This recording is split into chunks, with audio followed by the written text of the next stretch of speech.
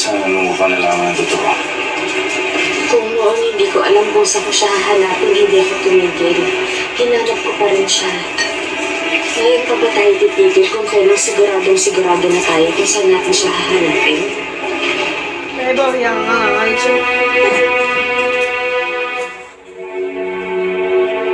Hanggang sa mga sandaling ito ay pinaghahanap si Georgia at ang tangay-tangay nitong bata na anak ni Jerome Fuentebella. Kamakailan lamang ay napawalang sala si Fuentebella sa kasong murder. Madam, tigilan na natin to. Baka mamaya manikip na naman ang heart mo. Okay ka lang ba? Bakit ganun, Senny? Hindi nila mahanap-hanap si Georgia. Ewan ko ba, madam? May sa demonyo talaga yung hayop na yun. O sana ligtas si Sydney. Ngayon pang nalalaman ko na hindi siya totoong anak ni Georgia. Siya nag-aalala ako. Madam, don't worry. I'm sure ginagawa naman nila sa Rome at Emang lahat para mahanap sila.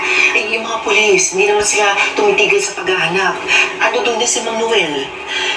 Let's just hope and pray na matapos na ang kaguluhang ito, makauwi na sa atin si Sydney. Dito ko muna. May andito na diyaw. Kaka lang. Huwag kang aalis dyan, ha?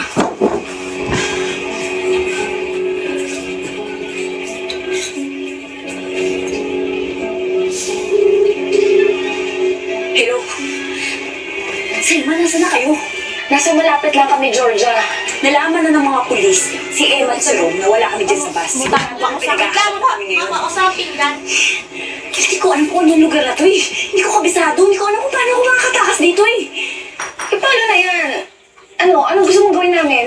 Selma, huwag kang tanga. Ano pa? Tulungan mo ako makatakas dito dahil hindi ako makagalaw dahil sa batang to. Saang lugar ba yan?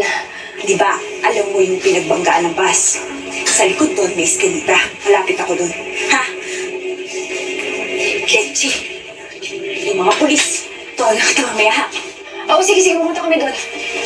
Malapit sa bus. Sino naman? Halika dito.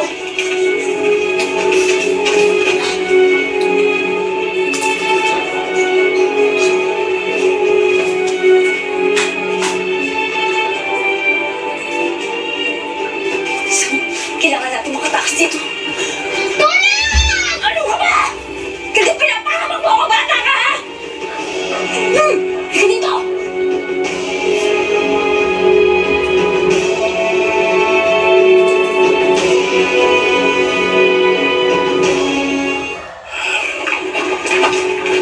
Dito tayo. Tayo tayo. Excuse me, masyado na kayo.